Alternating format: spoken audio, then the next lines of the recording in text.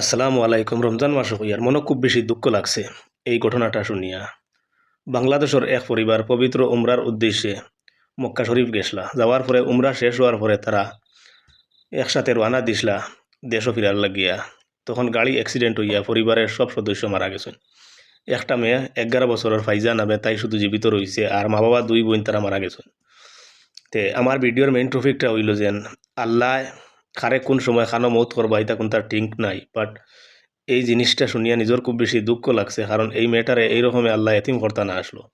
আর এই মেয়ের লাগিন আমরা সবে দোয়া করতাম, আপনারা সবে দোয়া করবা যাতে এই মেয়েরে আল্লাহ সান্ত্বনা দেন, শান্তি দেন। মেয়েটা এখনও জানে না যেন তার মা বাবা এই দুনিয়াত নাই, বোন নাই। তে আমরা দোয়া করতাম এই মেয়ের লাগিয়া যে আল্লাহ এই মেয়েটার দিল শান্তি দিয়া দেন, কারণ মেয়েটা বর্তমানে দেশও ফিরের, কিন্তু মেয়ের মা বাবা ভাই বোন আর কেউ নাই। এই রমজান মাস হইয়ার মানে খুব বেশি দুঃখ লাগছে শুনিয়া যেন আল্লাহ মানুষরে এইরকম করুক না। হায় রে হায়।